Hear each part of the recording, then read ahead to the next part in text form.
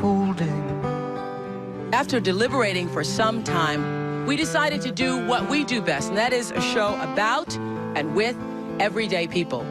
This show always allows people, hopefully, to understand the power they have to change their own lives. If there's one thread running through each show we do, it is the message that you are not alone. Thank you all for sharing this first show. You've been wonderful, and thank you, America!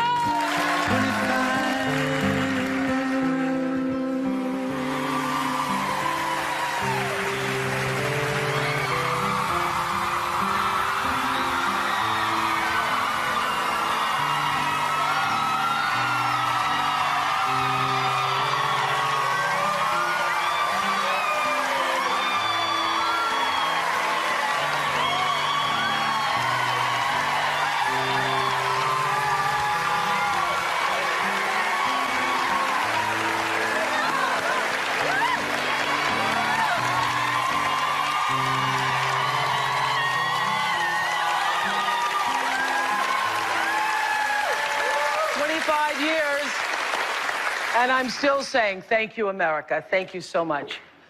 There are no words to match this moment. Every word I've ever spoken from the stage of the Oprah Show for 4,561 days of my life is what this moment is all about. Yesterday, you heard the legendary Aretha Franklin sing what has really been a constant in the theme song of my life, Amazing Grace, and how truly amazing it is, this journey that you and I have shared together. I mean, really, people. When I arrived in Chicago from Baltimore, where I'd co-hosted my first talk show with Richard Scher, who's here today. Richard? I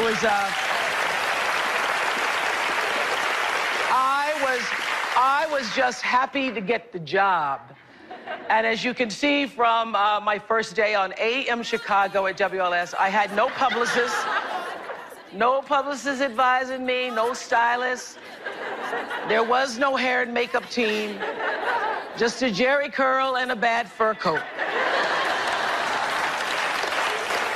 When I came here, I was about to turn 30 years old. I didn't have a vision for or a lot of great expectations. Stedman talks about vision all the time, but I didn't have one, honey, when I came here. I just wanted to do a good job and cause no harm. I was so happy to get the job. I forgot to ask Dennis Swanson, who hired me, do y'all have an audience? Will there be an audience? Because in Baltimore, we had an audience. It was just about 24 people. So I came here expecting that I'd have at least the same. That first day was a shock to me. There was no audience. There I am in my best Anne Klein 2 velour outfit. Yes. My first guests were a few Chicago football players. New Year's Day, 1984. There we are trying to make chili with no stove, no heat, and no you. I needed people. I needed to have you to gauge how things were going during a show, if you were responding, if you were laughing, if you were tracking with me. So after that first show, we put some folding chairs in the audience. We brought in the staff. Look at their pitiful secretaries, anybody we could find in the building, and filled in the rest with people off the street that we bribed with donuts and coffee. And we'd say, come in, you want to get warm? Well, from day one, Chicago, you took me into your living rooms and into your kitchens and your dens, and you spread the word to your friends. I heard you saying, have y'all seen that black girl on TV named Oprah? The first week, we went national. I remember I got a letter from a woman named Carrie in Ann Arbor, Michigan. And Carrie said, Oprah, watching you be yourself makes me want to be more of myself. That was and still remains one of the nicest things I ever heard. What Carrie felt is what I wanted for every single one of you. I wanted to encourage you to be more of yourself, just as you all encouraged me and you cheered me on, and occasionally complained about my outfits.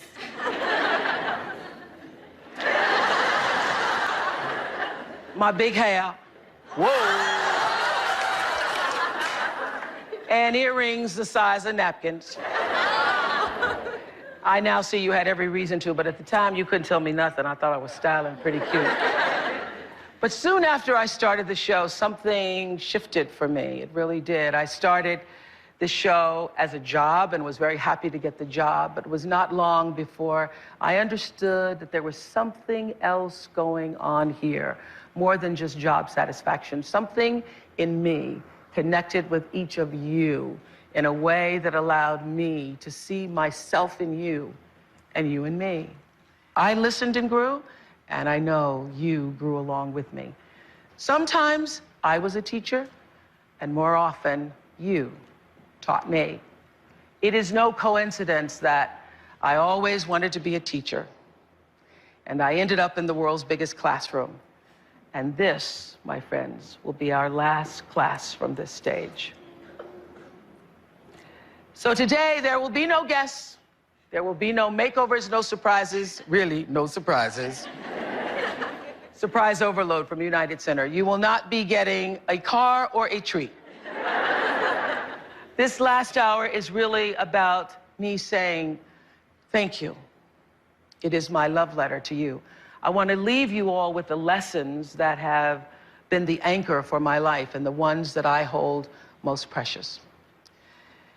Every day that I stood here, I knew that this was exactly where I was supposed to be.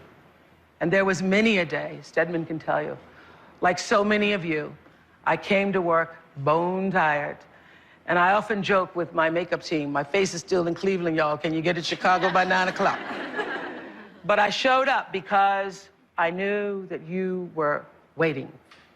You were waiting for whatever we had to offer. And that is why I never missed a day in 25 years, because you were here.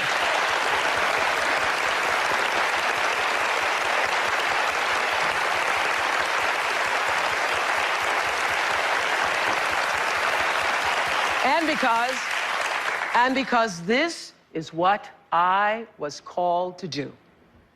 What I know for sure from this experience with you is that we all are called. Everybody has a calling. And your real job in life is to figure out what that is and get about the business of doing it. Every time we have seen a person on this stage who is a success in their life, they spoke of the joy and they spoke of the juice that they received from doing what they knew they were meant to be doing.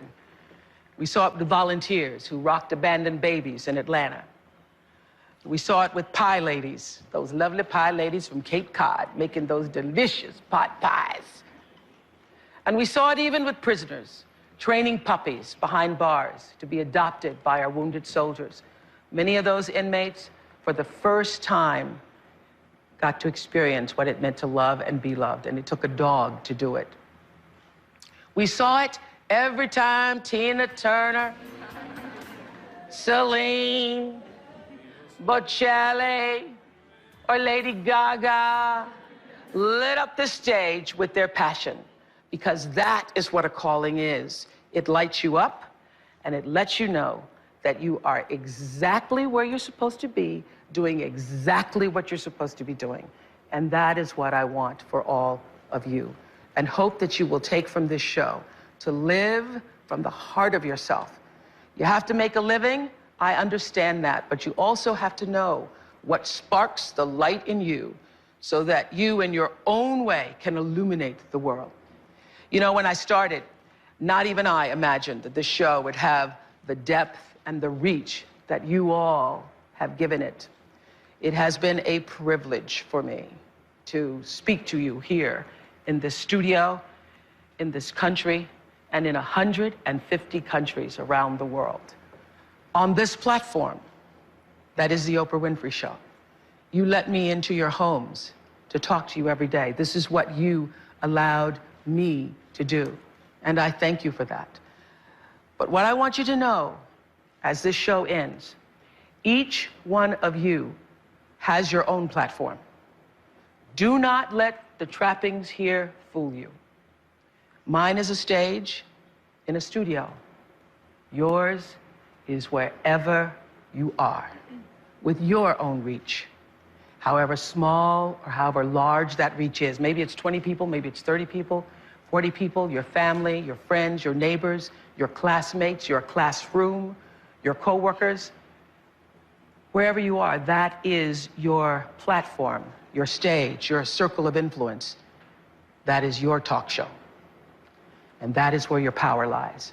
In every way, in every day, you are showing people exactly who you are. You're letting your life speak for you. And when you do that, you will receive in direct proportion to how you give in whatever platform you have. Of course, the circumstances are all different for all of us, but the power, I know, is the same.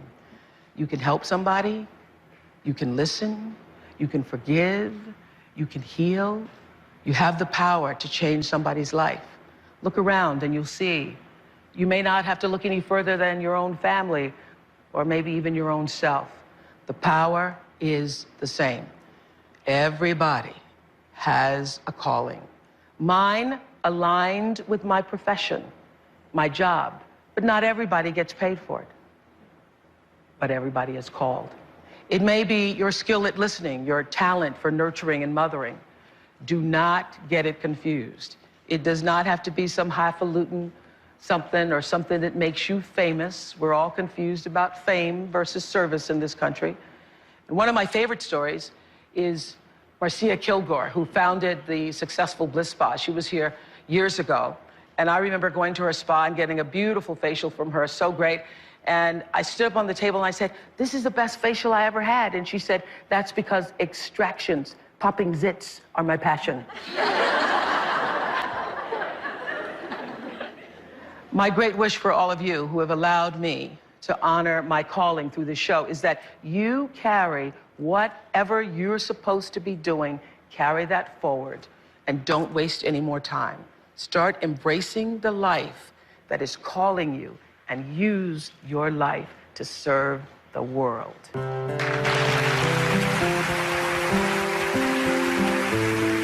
The Oprah Winfrey Show finale continues in a moment.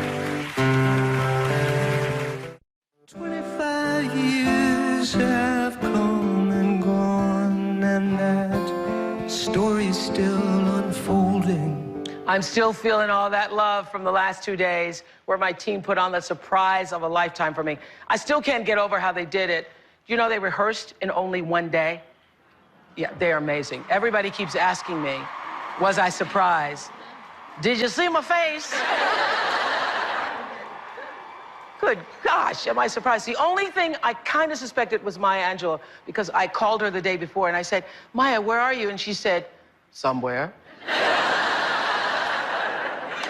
But I will be home tomorrow." So that tipped me off. Maya Angelou, wisdom keeper, doesn't know where she is. I have to tell you, that United Center experience was a love intervention on steroids for me. It is the same love I felt reading your messages on Oprah.com over the last weeks, the same love I felt from you all for 25 years. I read this post a few days ago that was really like a love note to me. It said, "Sweet, sweet Oprah, I didn't know I had a light in me until you told me it was there." So, LAPAU123 posted May 13th, 10:40 p.m. This last show is my thank you. It's a love letter to you and to all of you viewers who have posted messages, who wrote letters back in the day when we still used stamps, remember? That's how long we've been together. To all you tweeters, to all you Facebookers, and especially to those of you who never owned a computer, but you turned on your TV set every day and watched. There isn't a surprise left to do, I was saying earlier, not a thing we could think of to put under your seat. So I wanted to spend this last hour telling you what you have meant in my life, what we've learned together in this classroom called the Oprah Winfrey Show. It has been the greatest gift you all could have given me. Each show teaching me, growing me forward, helping me understand the common connection in our human experience. Time and again, the theme that kept showing itself in our early years on the show was people making bad choices. I look back at those tapes, I can't believe I did it. People were making bad choices and then blaming everybody but themselves for the state of their lives. We started to learn by watching others how self-destructive that really was. The beginning of reality TV, folks. Glad we grew out of that. When you know better, you do better, right? And here's what I learned from all of that, besides not to do that anymore. Nobody but you is responsible for your life. It doesn't matter what your mama did. Doesn't matter what your daddy didn't do. You are responsible for your life. And what is your life? What is all life? What is every flower, every rock, every tree, every human being? Energy.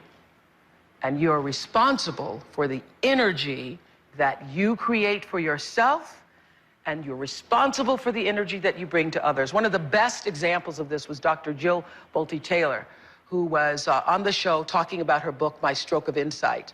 She was a 37-year-old Harvard-educated brain scientist who suffered a massive stroke in the left part of her brain. She couldn't speak or remember her own mother. But when doctors and nurses walked into her room, she knew from the right brain who was on her side. She could feel their energy. Okay, so this was the thing that changed me. You said in the book that I'm in here, come get me. I'm in here, come find me. I'm in here, come find me. Come find me. And you were more perceptive than you've ever been in your life. Totally. Because you could feel the energy that everybody brought you and brought to you. And one of the things you said that really changed me was, I wanted people to be responsible for the energy they brought to me. That's right. Take responsibility for the energy you that they bring. brought to me. Yeah. Yes, absolutely. Because that's all I could perceive. I was in the present moment, and that's all I could perceive. And if I had a doctor come in and just kind of talk to my mother or talk to my friends or just go about without me, not even bother to make eye contact or try to connect to me and show me that they value me and that they value the connection, then I'm not going to show up. Right. So I needed that. Dr. Taylor sent me a sign that I have hanging in my makeup room. It says, please take responsibility for the energy you bring into this space.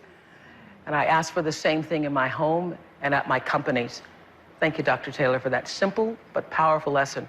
All life is energy, and we are transmitting it at every moment. We're all beaming little signals like radio frequencies, and the world is responding in kind. Remember physics class?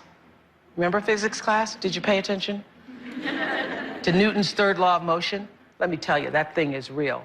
It says for every action, there's an equal and opposite reaction. That is the abiding law that I live by, articulated to perfection by Miss Seeley in The Color Purple. When she finally gets the courage to leave her abusive husband, Mister. I should have locked you up and just let you out to work. The jail you planned for me is the one you're gonna rot in. Celia, get in the car. Get in the car. I knocked you up on... Everything you've done to me, already done to you. That is it. Everything you've done to me, already done to you. It is the golden rule to the 10th power. Do unto others as you would have them do unto you. It's already done. All the energy that you spend trying to hurt somebody else, that energy will turn around and slap you in the face. The same thing is true of love. What I know is that the energy that I've put out every day with the best of intention, that it would reach you where you really live, in the heart of yourself, has come back to me from all of you in full force. So that's what we learned on this show. You are responsible for your life. And when you get that, everything changes, my friends. So don't wait for somebody else to fix you, to save you, or complete you. Jerry Maguire was just a movie. No one completes you. We have seen it with guests after guests. When you get that, you are responsible for your life, you get free. When I started this show, it was a revelation to all of us how much dysfunction there was in people's lives. I grew up with Leave It to Beaver and Andy Griffith. I thought everybody's family life was like that, even though I knew mine was not. Well, this show and our guests began to paint a different picture and allowed us to drop the veil on all the pretense and do exactly what we envisioned in that first show, to let people know that you are not alone. One of the most poignant moments I remember was in one of the first shows we did about alcoholism. We moved in with a family for a week. The mother felt her husband had a drinking problem and it was destroying the family. What moved me the most was this moment right here in that show where the mother is being consoled by her 3-year-old daughter. That to me was the real picture of what alcoholism does to a family. And that was just the beginning. People started coming on this show saying things they couldn't say to their own family members. I'm proud to say that I am a recovering alcoholic, and I had to swallow a lot of false pride about even saying that. My name is Juanita, and I want to tell my family and friends that I'm gay. And Here I am, overweight. I do not feel comfortable about my body. I have advanced AIDS, so I probably will die from this disease. He raped me lots of times between the ages of 6 and 9. And I decided to come forward at the risk of my life. I hit her more than once. You know, there was a second occasion, there was a third. I didn't know how to verbally converse with my wife without putting her down and beating her up verbally. Do I think it's a cycle that can be stopped? Yes. Yeah. I saw that show and I called my doctor and I said, I am a drug addict. I am addicted to this is what I'm taking, and I need help. Little by little, we started to release the shame. When we return, more of the Oprah Winfrey Show finale.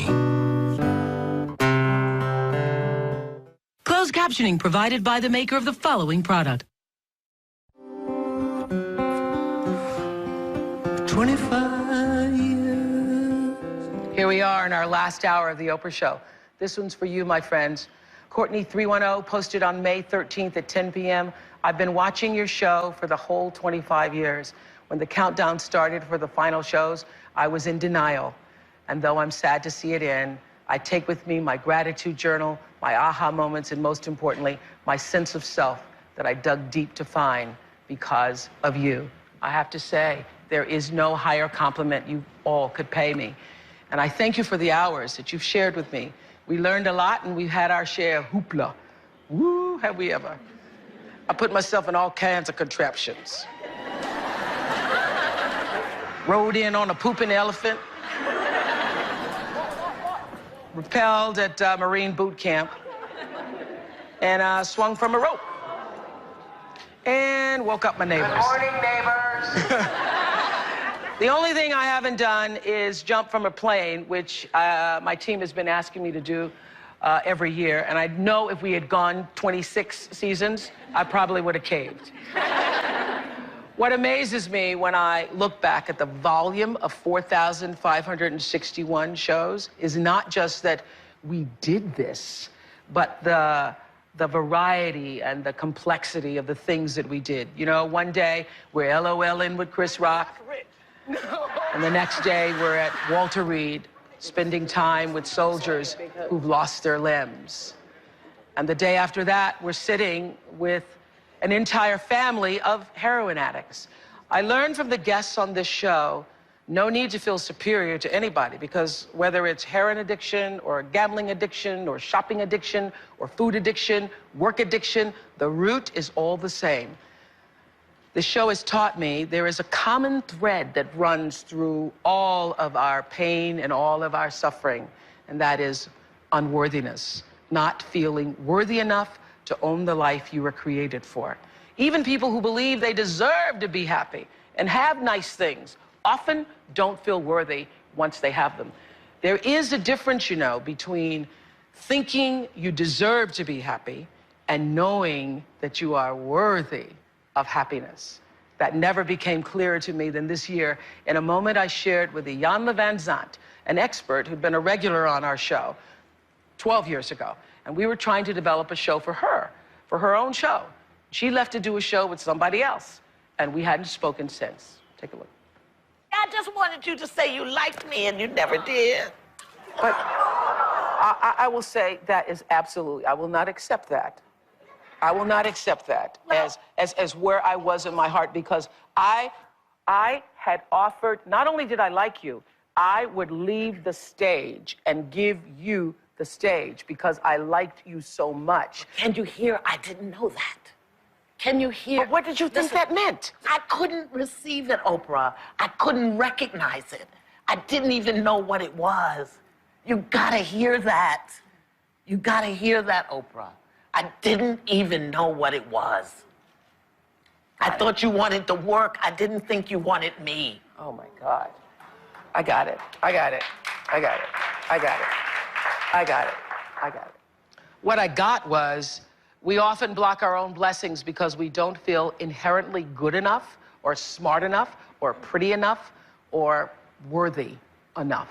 What this show has taught me, from Jackie Sabarito, her face literally melted by the flames ignited in a car accident with a drunk driver, to Monica George, remember her, the mother with a young daughter and a brand new baby who lost both her arms and both legs.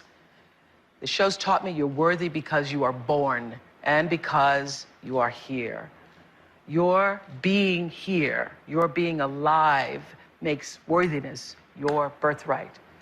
You alone are enough. I've spoken to a lot of arrogant, mean-spirited bullies here on this stage, bullies and batterers, and all of them were masking the same thing, a sense of unworthiness.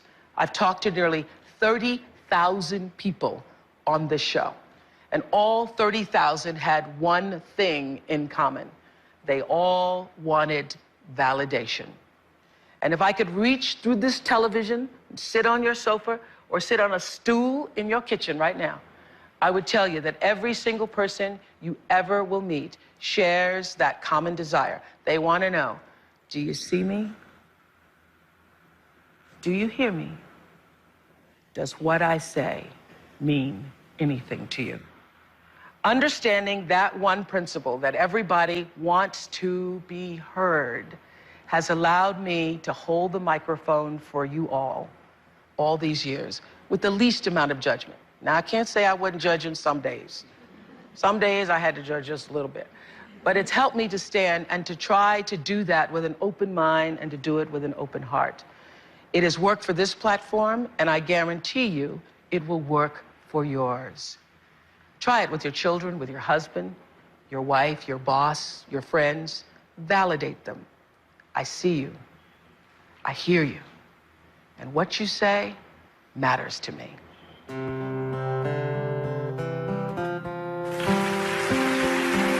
More of the Oprah Winfrey Show finale in a moment. Suitcase packed, you're moving on. I took my last drive-in from home to Harpo Studios this morning to do an Oprah show. I've done it thousands of times with the anticipation of knowing that you all would be here, audience. And today is the last time, so the drive was a little different. Of course, I'll have my Harpo team here doing shows for OWN. To all the tweeters who are asking me what's going to happen to the Harpo team, the answer is the team stays, Harpo stays, the building stays. But today was a different kind of drive into work. As I've been saying to my staff all season, we get to land this plane today. Wheels are down, we can see the runway. Everybody who works here at Harpo considers it a gift to have been able to serve all of you, our viewers. I've said many times I have the best team in TV, and it's not just because they're great at what they do, not just because they work 17-hour days, but it's because we all here are aligned with the vision of service to you, our viewers. So Harpo family, thank you for your love and your loyalty on this trip we've all had of a lifetime. People often ask me, what is the secret to the success of this show? How have we lasted 25 years? I non-jokingly say, my team and Jesus. Because nothing but the hand of God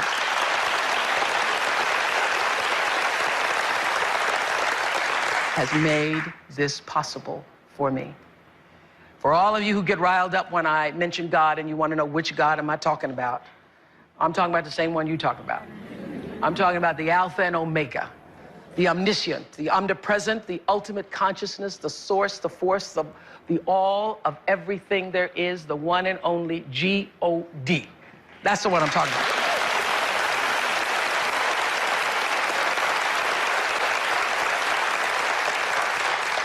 I know I've never been alone, and you haven't either. And I know that that presence, that flow, some people call it grace, is working in my life at every single turn. And yours too, if you let it in. It's closer than your breath, and it is yours for the asking. How do I know this? Well, for that one teeny little sperm of Vernon Winfrey, hitting that egg of Vernita Lee, in the one time they were together under the trees in Mississippi, and voila, out pops me.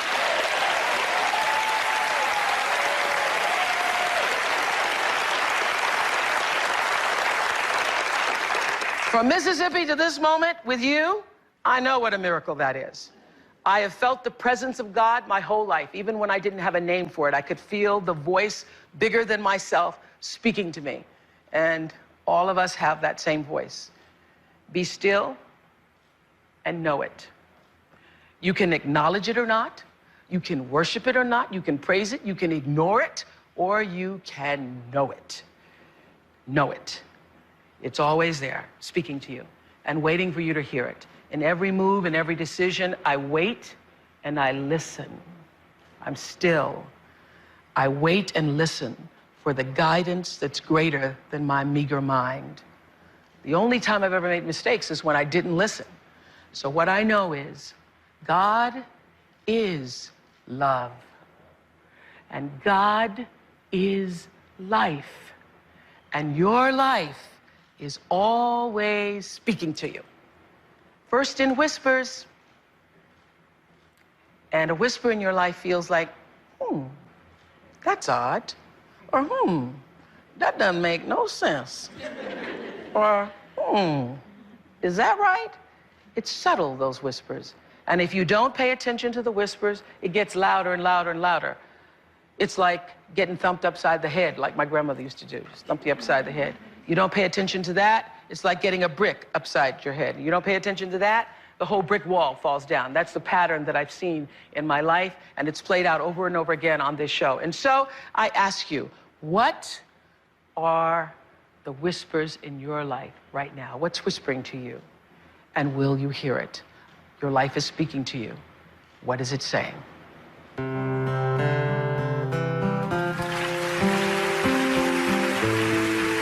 Back with the Oprah Winfrey Show finale in a